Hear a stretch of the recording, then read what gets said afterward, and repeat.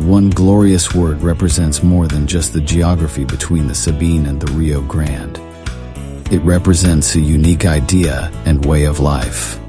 A life of rugged individualism, proud self-reliance, gritty toughness, and fierce independence. That is what made Texas, and that is what will save her again. Howdy, folks. Sam Houston here. I want to thank you for tuning into the Feed Bandit podcast. Feed Bandit is the Texas first outdoors brand built by rabid Texans, for rabid Texans, and all those who aim to be one someday. We unapologetically promote the ideals that shape our Texas pride and Texas first patriotism through our love of hunting, the outdoors, and the gear and apparel we create. Texas, above all else, preserve the tradition, protect the legacy. Check us out at feedbandit.com. And to repeat that great rallying cry from a former colleague of mine, liberty or death. Now, enough of my talking. Here are a couple of bandits that love Texas as much as I do. Enjoy. Howdy, friend. Welcome back to the Feed Bandit podcast. Jimmy here, back with you with another special edition of the Leave the Swamp series, where I review the book TEXIT by Daniel Miller. This is pretty interesting. We just finished chapter 1 in the previous edition in the series, and now we're going to move on to chapter 2, entitled Understanding the American Union.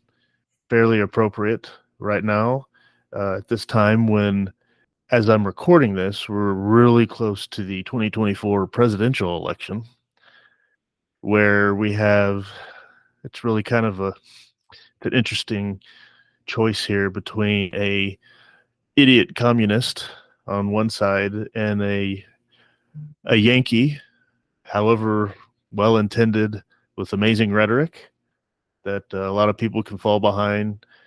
But still, if you see what he did when he was in the office during his first term, actual results were very lukewarm, to say the best. So as you can tell, I'm not that excited what's going on. But I can tell you this, whatever ends up happening, the federal government will not stop growing. It won't shrink, that's for sure.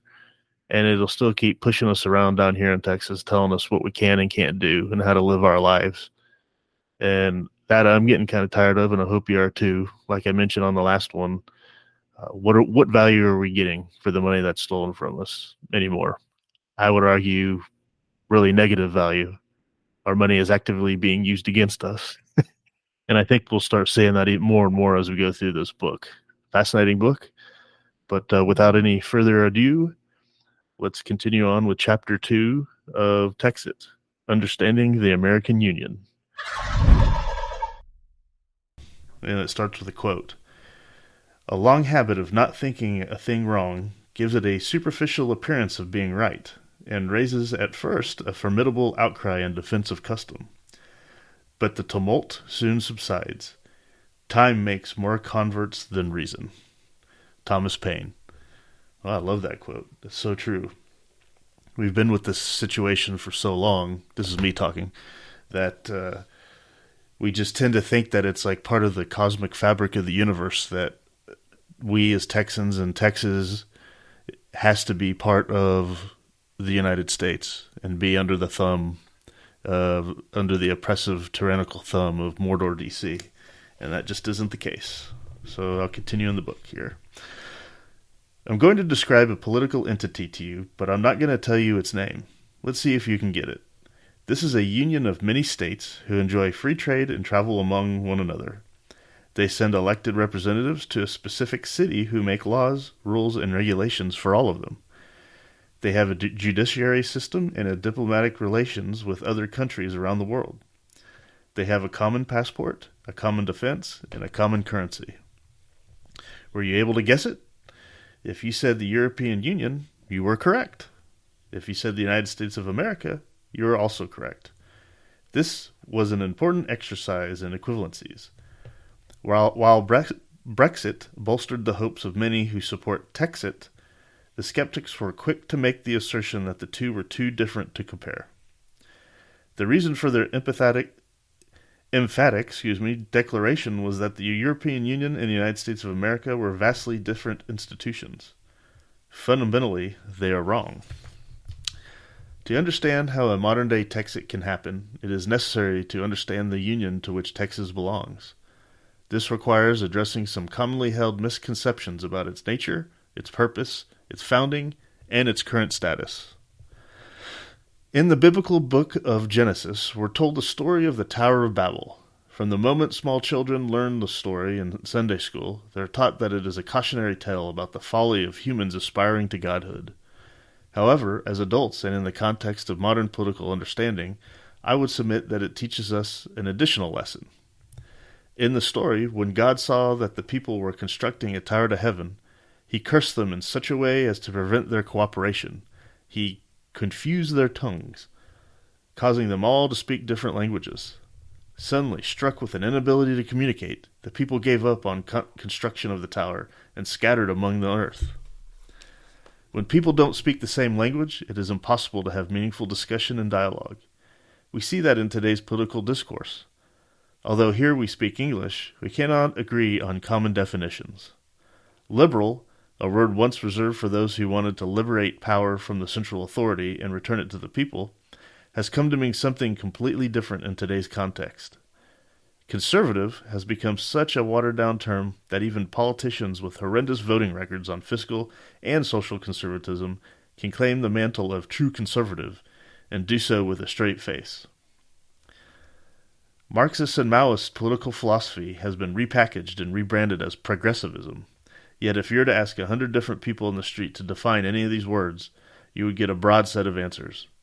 Expand your question to 300 million people spread across 50 different states, and the variation in answers would make you wonder if you're even speaking the same language.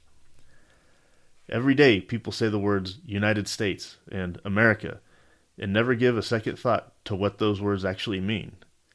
If you ask the average person on the street, they have to pause to give it thought, as though they were solving a math problem. Yet people still pledge allegiance to its flag, sing its anthem, and declare their undying loyalty and support for it. That's a success of structured government-sponsored schooling right there for you. Continuing. The reason that so many have a challenge with defining these words is that their meaning is not as simple as it may seem on the surface. 230 years ago, the United States of America, with a lowercase u, had a very clear meaning. Its creators understood their creation and all of its legal and philosophical implications.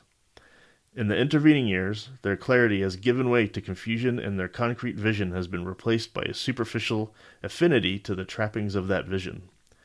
The principles they sought to embody in their lowercase u United States of America have been largely abandoned for a popular love of the pomp and circumstance that alleges to celebrate them. Statements such as these qualify as modern-day heresy and invite the charge of being un-American. Yet those who are quickest to level the charges are generally the same who can't tell you what it means to be an American. Do they mean American in the sense that one lives in America, or as a citizen of the United States? Do they mean American in the sense that one adheres to American principles? Do they mean American in the sense that one pledges unquestioning obedience to the federal government? They will likely be ignorant of the fact that those who founded the lowercase u United States echoed the same concerns as they feared for what would become of their creation in future generations. In fact, it was George Washington who warned us all to, quote, guard against the impostures of pretended patriotism. Imagine the surprise that those who founded the lowercase u United States would have if they saw that many conceptualize the Union as a solitary, monolithic nation-state with its 50 states essentially considered provinces or administrative subdivisions. In the language of their day and in their understanding when they created the Union, the states were the equivalent of modern-day nation-states with all the sovereignty and rights that implies. Therein lies the problem. The difficulty that many have with conceptualizing TEXIT is that they have a hard time conceptualizing the union of which Texas is a member. Many are under the delusion that the United States is a nation-state unto itself, and not a collection of nation-states. Even the most vociferous advocates of the single-state ideology struggle to explain away the plain evidence to the contrary. Why is it called the United States of America as opposed to the United State of America, or simply America? Why are there 50 stars on the flag as opposed to 1? Why is there still a United States Senate comprised of members who represent their respective states? Why is there an electoral college? Why are states still required to engage one another in matters outside of the purview of the federal government through interstate compacts? Why does each state still have its own constitution with its own laws and its own 3 branches of government? If the United States of America is a nation-state, it has a national government and the states possess no sovereignty. They are merely administrative subdivisions of national government, operating at the pleasure of the federal government with no true identity or voice of their own. This distinction is clearly made in Black's Law Dictionary. A national government is a government of the people of a single state or nation, united as a community by what is termed the social compact, and possessing complete and perfect supremacy over persons and things, so far as they can be made the lawful objects of civil government. A federal government is distinguished from a national government by its being the government of a community of independent and sovereign states, united by compact. If the United States of America is a federative republic, then the states created both the Union and the federal government, and each state still possesses its identity, sovereignty, and rights. The 2 conditions are mutually exclusive. They both cannot be true. In 2013, then-President Barack Obama gave a speech at the dedication of the George W. Bush Presidential Library. His remarks were fairly unremarkable, except for one word, these. As is tradition, he ended his speech with the words, "God bless these United States." While the slight difference between "thee" and "these" went unnoticed by most, the word change and its significance didn't escape the eye of Andrew Burt at The Atlantic. Quote, "The significance lies in the difference between thee and these, between referring to the United States as a singular entity or in the plural, a difference with a long history and one with huge implications. The language we use to talk about ourselves as a country, after all, provides one of the clearest windows into how we see ourselves as a nation and as a people. It was the Articles of Confederation that first gave rise to the United States, and it is the article that precedes United States that tells our story. And ultimately, that provides insight into Obama's presidency and the increasing polarization of Americans today. No matter how far removed the policy, unquote, that was, by the way, no matter how far removed the policies of the Obama administration may have been from the original vision of the Founding Fathers, in this instance, he was right on the money. The Union was referred to in its plural form until it was drummed out of popular usage during the Second World War. There it lay dormant until the 1980s, where it began to re-enter usage under the Reagan presidency. Whether the singular or plural is used in referring to the Union seems like a trivial matter, yet it is key to understanding the Union. In fact, it was Reagan who philosophically and publicly broke with the post-Civil War trend of placing the United States federal government at the apex of power. Breaking with the historical revisionists who believed the federal government magically created the states, Reagan declared in his first inaugural address, quote, "All of us need to be reminded that the federal government did not create the states. The states created the federal government." Reagan's distinction is as important as Obama's, since both echo the truth about the creation of the Union. From its inception in the Declaration of Independence, the Union was one of independent and sovereign states. Jefferson was clear in drafting the Declaration when he wrote, quote, "that these united colonies are, and of right, ought to be free and independent states, that they are absolved from all allegiance to the British Crown, and that all political connection between them and the state of Great Britain is and ought to be totally dissolved, and that as free and independent states they have full power to levy war, conclude peace, contract alliances, establish commerce, and to do all other acts and things which independent states may of right do." Unquote. This was acknowledged and understood by Great Britain in the Treaty of Paris that ended the American Revolution and validated the independence of the 13 individual colonies. Quote, His Britannic Majesty acknowledges that the said United States, viz., New Hampshire, Massachusetts Bay, Rhode Island and Providence Plantations, Connecticut, New York, New Jersey, Pennsylvania, Delaware, Maryland, Virginia, North Carolina, South Carolina, and Georgia to be free, sovereign, and independent states, that he treats with them as such, and for himself and his heirs and successors relinquishes all claims to the government, propriety, and territorial rights of the same in every part thereof. Unquote. These states went on to create a framework under which they would collectively operate, called the Articles of Confederation. In the Articles, the states instituted a process of cooperation in affairs that affected them all, stating, The said states hereby severally enter into a firm league of friendship with each other, for their common defense, the security of their liberties, and their mutual and general welfare, binding themselves to assist each other against all force offered to or attacks made upon them, or any of them, on account of religion, sovereignty, trade, or any other pretense whatsoever. When the idealism of the Articles of Confederation met the reality of administering a union of 13 newly independent states, it proved ineffective. Its many shortcomings led directly to the movement to replace the entire document.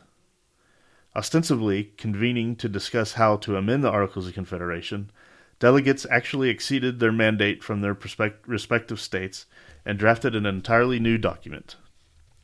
The Constitution of the United States was drafted as a remedial document to directly address the shortcomings of the Articles of Confederation. That included the ratification clause as well. Where the Articles of Confederation required the ratification of all 13 states, the Constitution only required ratification by 9 of the 13 to enter into effect. Had only 9 of the states ratified the document, only those 9 states would have lived under the Constitution, and the remaining 4 would have remained under an Articles of Confederation that no longer had enough members to operate. While the Constitution was more effective than the Articles of Confederation at managing a union, the fundamental construction was the same. It was a union of sovereign independent states that created a framework to collectively address common issues. If this sounds remotely familiar, it should. This concept is at the heart of every multilateral treaty ever executed. The North Atlantic Treaty Organization was created as a military alliance to provide a common defense for its members, which has now expanded to 29 nations. NATO, which should not exist anymore. But I digress. The United Nations was created as a multinational body to establish a framework for international cooperation on the issues of conflict resolution, human rights, and general welfare. Both are multilateral treaties of which the United States is a signatory. Although there is no definitive number of multilateral treaties of which the United States is a part, some estimates place the number between 200 and 500. Each is an agreement between nation-states that establishes an operating framework for one or more aspects of their relationship. In much the same way, the American states created the Union and drafted a constitution as the governing rules for that Union. In that constitution, they created a federal government to administer very specific functions in the document and gave it 30 specific powers with which to accomplish the task. Taken directly from the document, the federal government was given the authority to do the following. Now, as I read through these 30 points, think of some other things the federal government does that aren't included in these 30 points. So, the first one, I begin, to lay and collect taxes, duties, imposts, and excises, to pay the debts and provide for the common defense and general welfare of the United States. But all duties, imposts, and excises shall be uniform throughout the United States. Next, to borrow money on the credit of the United States. To regulate commerce with foreign nations and among the several states and with the Indian tribes. To establish a uniform rule of naturalization and uniform laws on the subject of bankruptcies throughout the United States. I think that's the only place it references the federal government handling any kind of immigration, was to establish a uniform rule of naturalization. I could be wrong, but we'll continue to see. Next, to coin money, regulate the value thereof and of foreign coin, and fix a standard of weights and measures.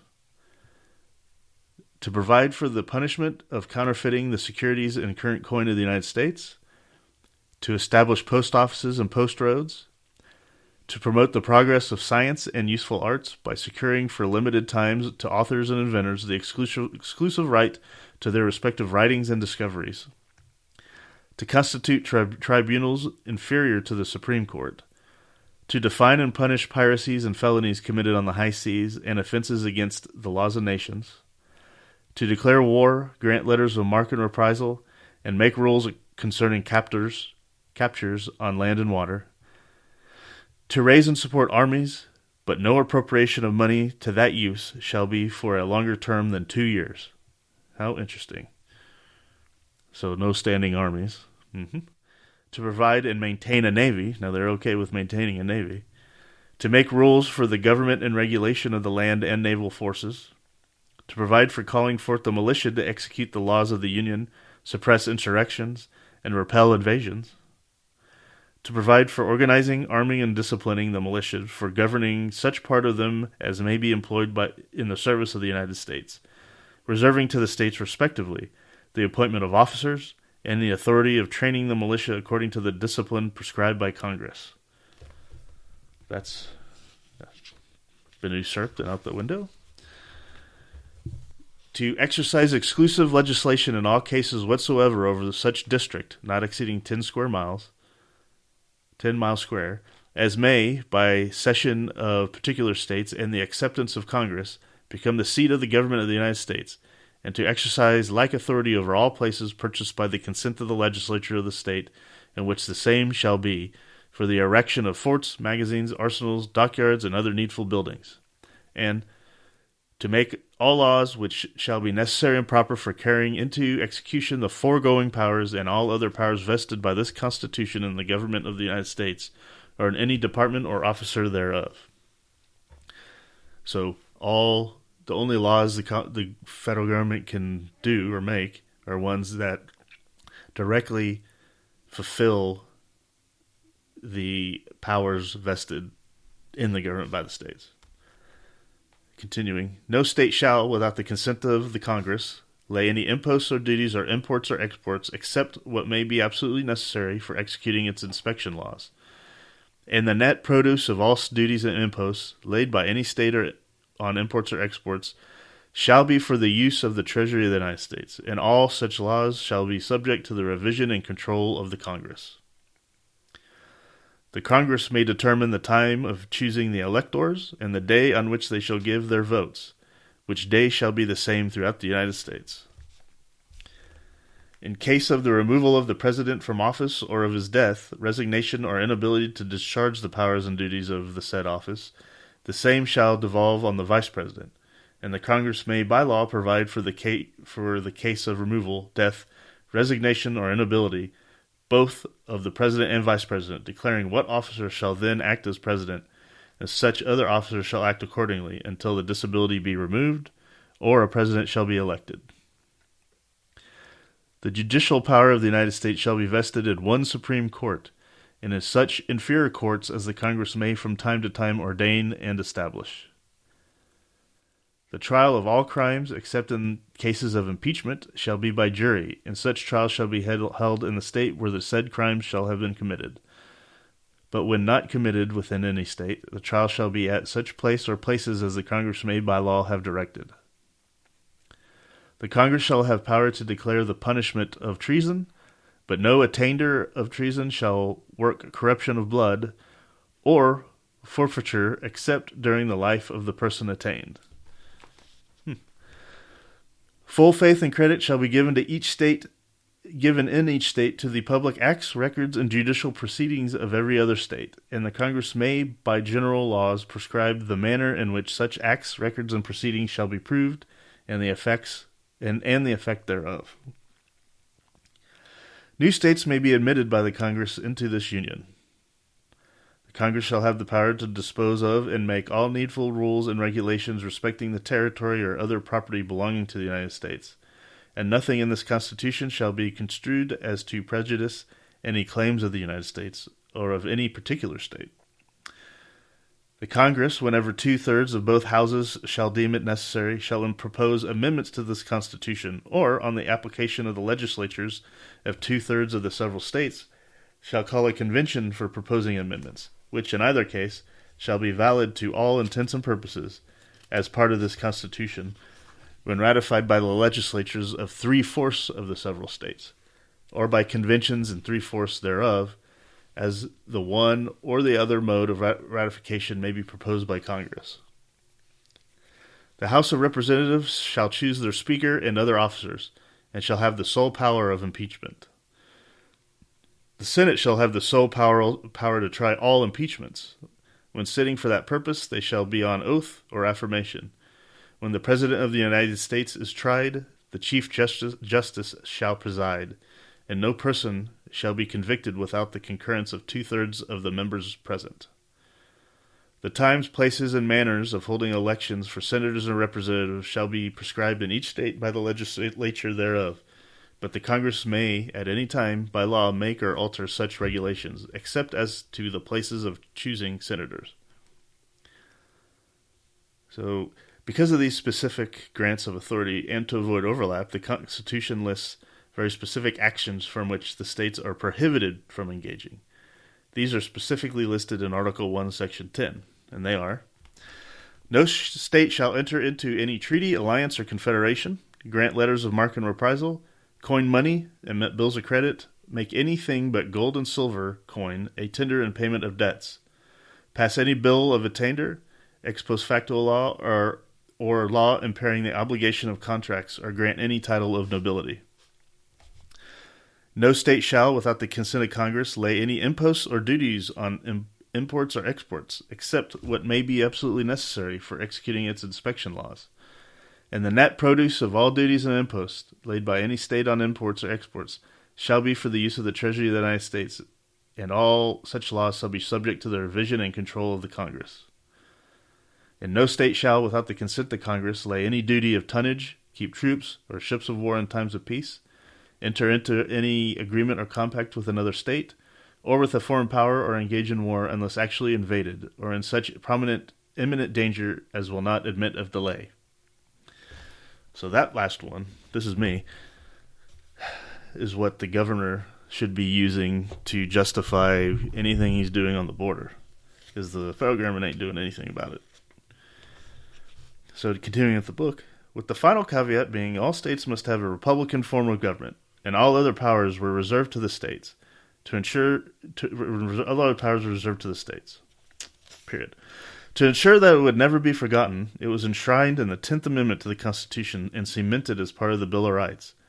Quote, the powers not delegated to the United States by the Constitution, nor prohibited by it to the states, are reserved to the states respectively, or to the people.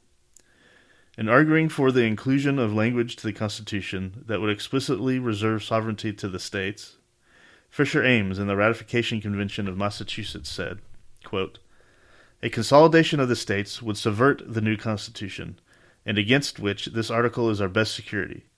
Too much provision cannot be made against consolidation. The state governments represent the wishes and feelings and local interests of the people. They are the safeguard and ornament of the Constitution. They will protract the period of our liberties. They will afford a shelter against the abuse of power, and will be the natural avengers of our violated rights. Unquote. So this just goes to what I've been saying a long time, forever, and especially on this podcast, that this is our chance, this is Texas's chance to break free and not be dragged down with the sinking ship of the federal government in Mordor, D.C. The state government is the last bastion of defense against the tyranny coming out of Washington. And Fisher Ames stated it right there why that was the case. So I'll continue here. Neither the current operations of the federal government, past legal decisions of the Supreme Court, historical revisionism, nor commonly held fallacies change the fundamental structure of the Union as a voluntary political and economic union comprised of independent sovereign states, each containing a separate and distinct people. Even Alexander Hamilton, who dreamed of a single nation with the states merely functioning as corporations, conceded the distinct and sovereign existence of the states in Federalist Number 32. Quote, an entire consolidation of the states into one complete national sovereignty would imply an entire subordination of the parts, and whatever powers might remain in them would be altogether dependent on the general will. But the plan of the convention aims only at a partial union or consolidation. The state governments would clearly retain all rights of sovereignty, which they had before had, and which were not, by that act, exclusively delegated to the United States. Unquote. We need only look to the words of James Madison, the father of the Constitution and the fourth President of the United States, for confirmation. Quote, each state, in ratifying the Constitution, is considered as a sovereign body, independent of all others, and only to be bound by its own voluntary act.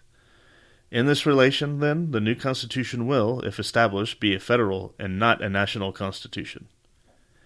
He and the other Founding Fathers understood what being a state meant in the context of the United States. While the language has evolved, the meaning of the term in their day is still important. States of the United States are called states for a reason. They were not and still are not called provinces, territories, divisions, or regions. In fact, referring back to the Declaration of Independence, we see Jefferson refer to Great Britain as the state of Great Britain, making it clear that individual states of the Union are each equal in all respects to Great Britain. Texans who colonized the then Mexican state carried this concept with them. Stephen F. Austin, writing in 1836, elaborated on this concept of statehood when citing the sources of the conflict between Texas and the Mexican government. Quote, when the federal system and constitution were adopted in 1824, and the former provinces became states, Texas, by her representative in the Constituent Congress, exercised the right which was claimed and exercised by all the provinces of retaining within her own control the rights and powers which appertained to her as one of the unities or distinct societies, which confederated together to form the Federal Republic of Mexico. But not possessing at that time sufficient population to become a state by herself, she was with her own consent united provincially with Coahuila,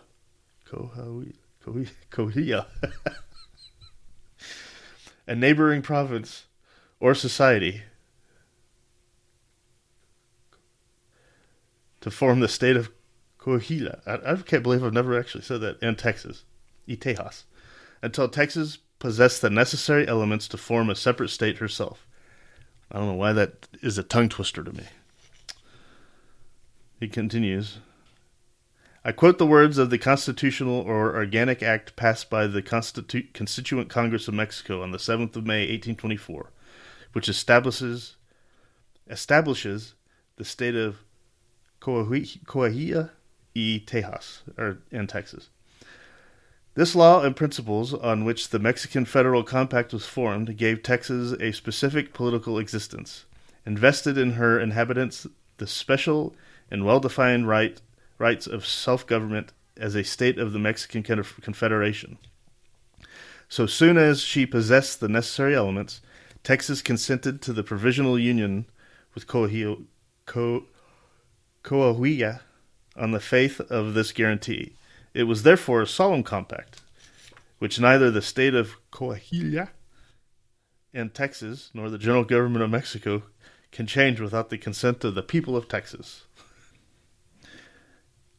Continuing here, the Mexican government's failure to abide by its agreement with the people of Texas and to recognize their specific political existence as a state led directly to the Texas Revolution and Texas declaring its independence. It is this meaning of state that Texans understood when they made a conscious choice to join the Union. Texans understood that their state would continue to be a sovereign political entity when it entered into the Union, just like all of the other states who were currently in the Union.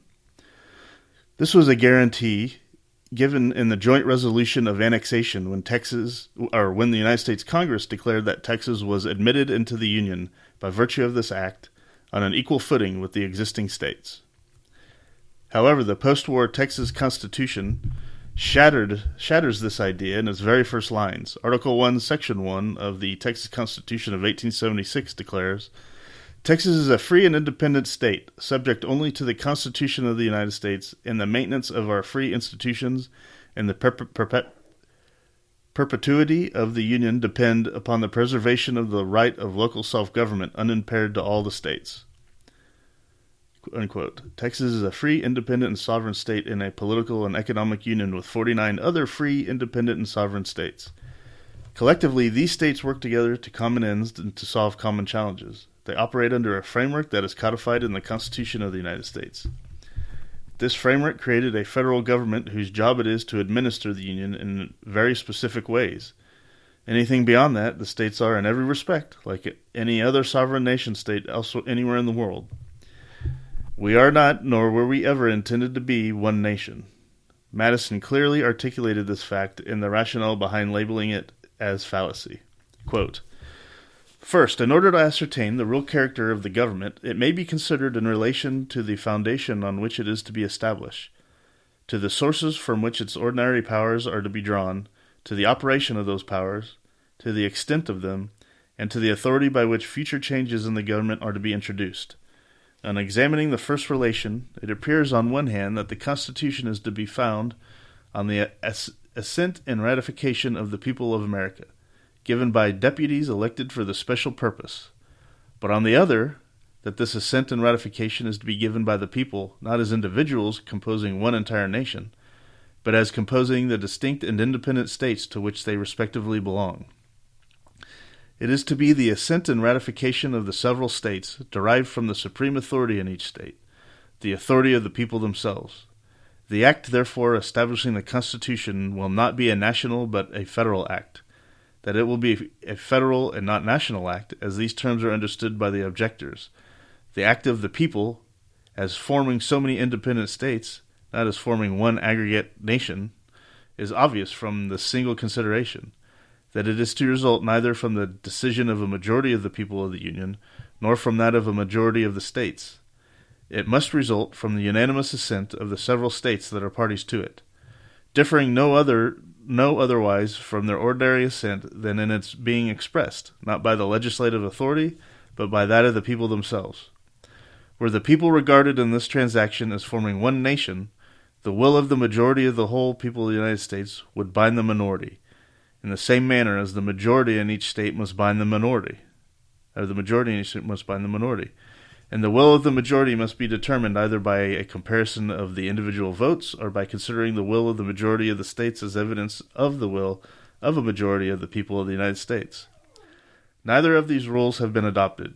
Each state, in ratifying the Constitution, is considered as a sovereign body, independent of all others, and only to be bound by its own voluntary act. In this relation, then, the new Constitution will, if established, be a federal and not a national Constitution. Unquote. The idea of an American nation was a fringe idea at best until the Civil War. After the Civil War, misnamed Civil War, War of Northern Aggression, War to Prevent Southern Independence, whatever, what have you. I continue. It became trendy to promote the idea of an American nation in an attempt to heal the wounds caused by war and to retroactively justify the prosecution of the war. However, no single person contributed more to this idea than a late 19th century Christian socialist who had been removed from the pulpit as a Baptist minister for delivering sermons on topics such as Jesus the Socialist. That failed minister was Francis Bellamy.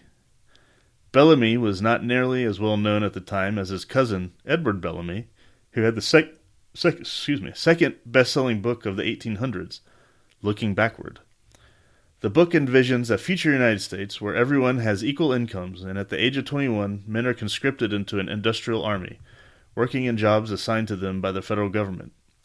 Bellamy's book was an inspiration to many who, in the spirit of his work, began to found nationalist clubs, promoting Bellamy's ideas and advocating for a government takeover of the economy. Francis would found a nationalist club of his own in Boston. Shortly after the founding of the Nationalist Club in Boston, Francis looked for a way to promote Edward's vision to the youth of the day.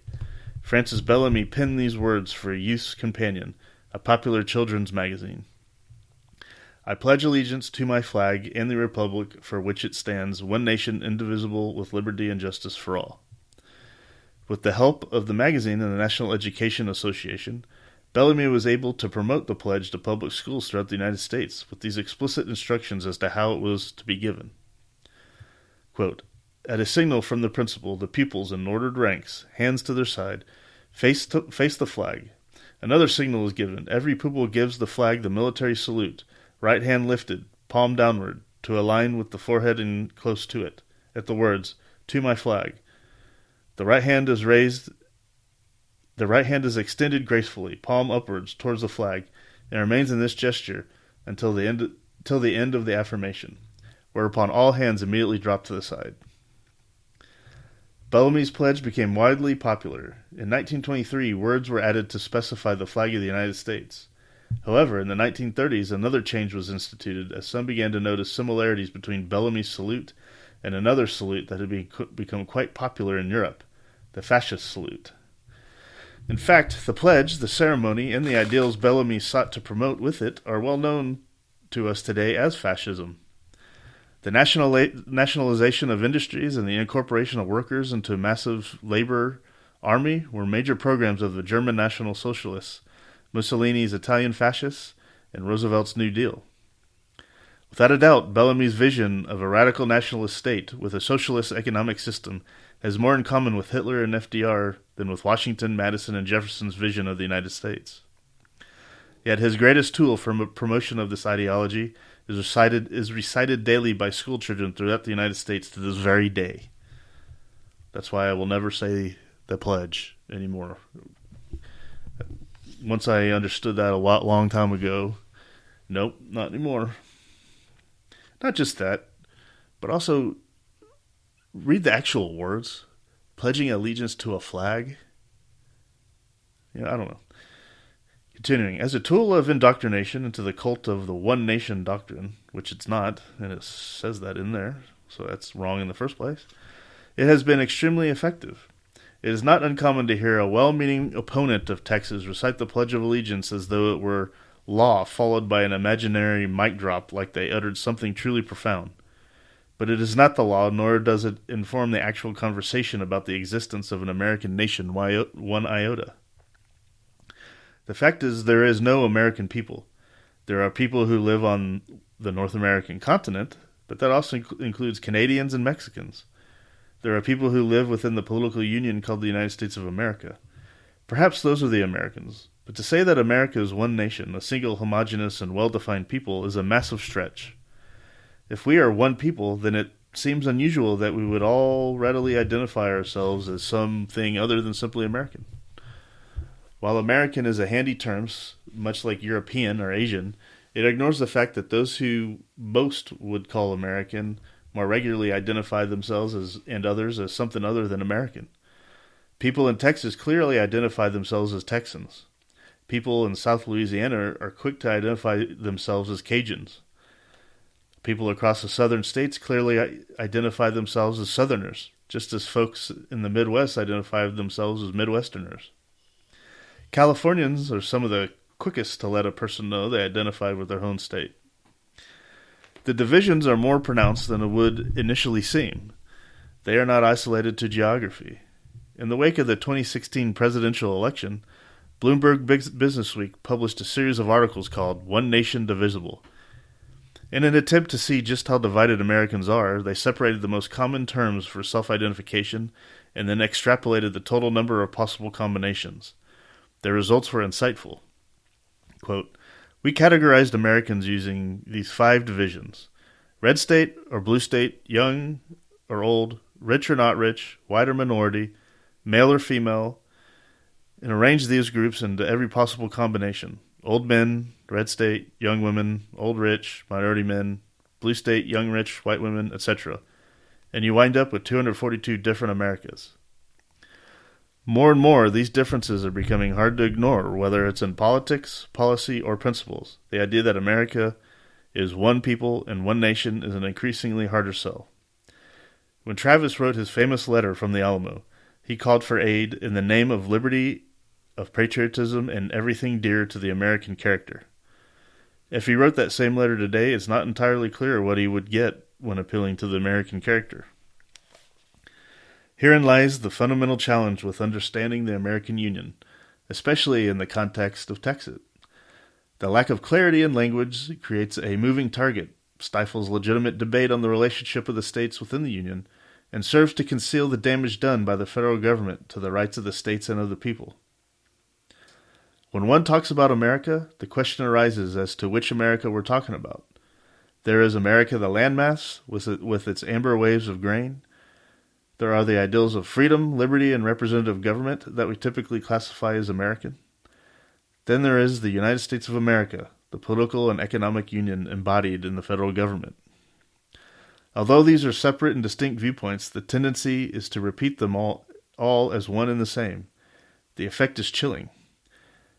If you criticize the political and economic union or the actions of the federal government, you're branded as un-American, as though by daring to question the effectiveness or actions of the government, you're somehow the moral equivalent of the Islamic State trying to destroy the ideals upon which the Union was originally founded.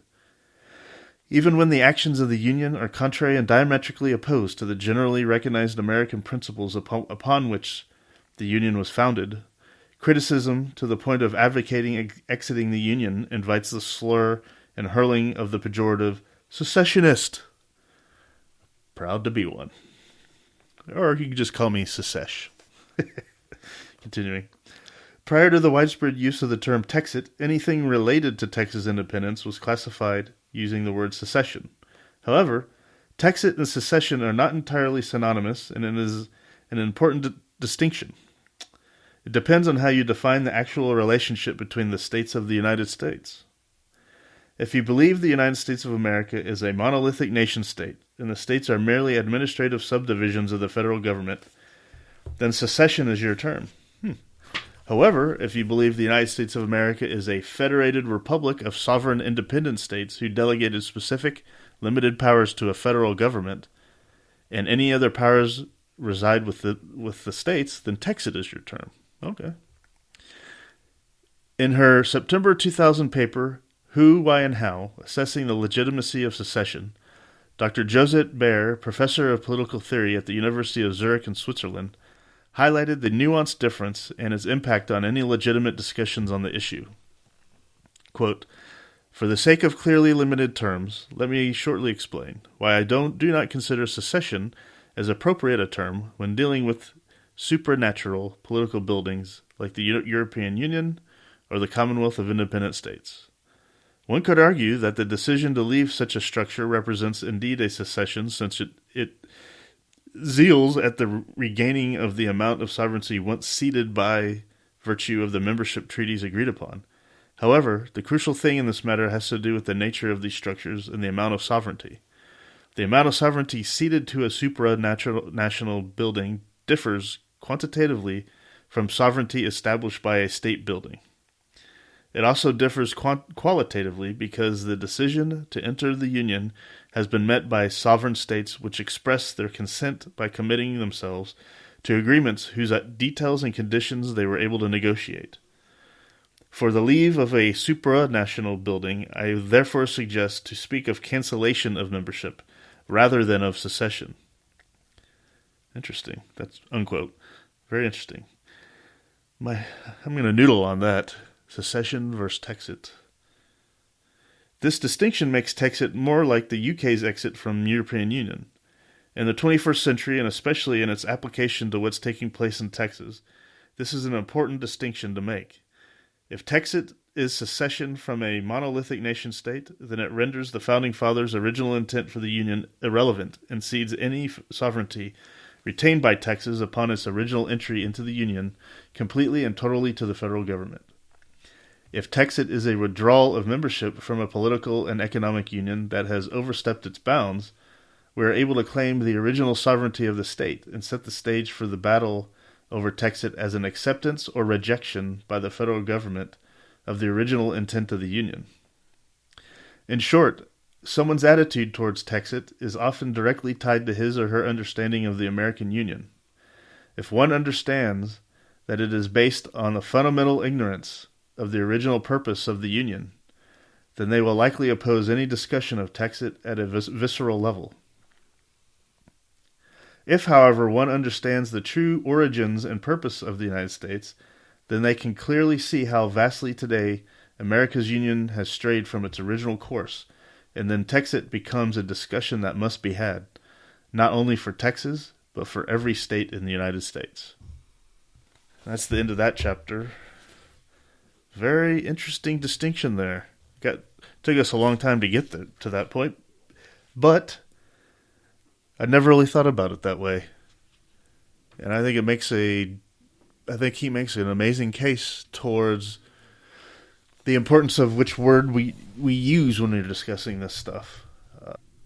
This podcast, Leave the Swamp, and I say, join the cause for a peaceful and friendly separation. Perhaps it shouldn't be a separation, because that implies it's not totally severed. If you're thinking back to like a marriage or something, right? You're separated, but you're not divorced. I think I might change that to a peaceful and friendly divorce, so that it comes across as more final. Very interesting. I'm going to noodle on that. But it makes sense. If secession means you're leaving a geographical area is asserting or creating its new sovereignty, then technically that wouldn't be what Texas would be doing if it left the United States. It would just be taking back that amount of sovereignty that it handed over to, or that it loaned its agent in Washington and Mordor, and it's saying, we're firing you as our agent because you failed in your duties. So we're leaving. We're exiting. We're leaving the swamp. It makes total sense. Very interesting. I got to kind of train my mind on using the word TEXIT all the time, I guess, now. And try to stop using the word secede or secession. We'll see. Very interesting. All right. Well, you learn new things every day. That's why it's fun to read stuff like this and go through it as I go. I'm honored to be doing it and going through it with you. So thank you for listening and doing your part to join the cause for a peaceful and friendly divorce. All right. There it is. So, all right. With that, I hope you come back and stick with us. I hope you're talking to folks about it. I hope you're mentioning TEXIT to folks. We got to do it, or we'll be dragged down to the abyss with the ISR on in DC. So we have the chance, but it's fleeting, to take back our history, to take back our future, to take back control of our fate. And that's through TEXIT. So join me, spread the word, spread the good word, and we'll keep grinding. All right. With that, have a good one. Well, I hope the Bandits gave you an interesting episode that either entertained or educated you. Or better yet, both. Hell, I told them this podcasting thing looks harder to do than defeating Santa Anna. So if you would, please help them out by sharing it with all your like-minded friends to help the Bandits get the word out. And don't forget to check us out at feedbandit.com and grab some gear and apparel to support the cause of Texas. Remember, Texas, above all else, preserve the tradition, protect the legacy. Finally, as I said some time ago on the eve of the great battle, and I vigorously repeat here again, be men. Be free men, that your children may bless their father's name. Well, fellow bandit, until next time.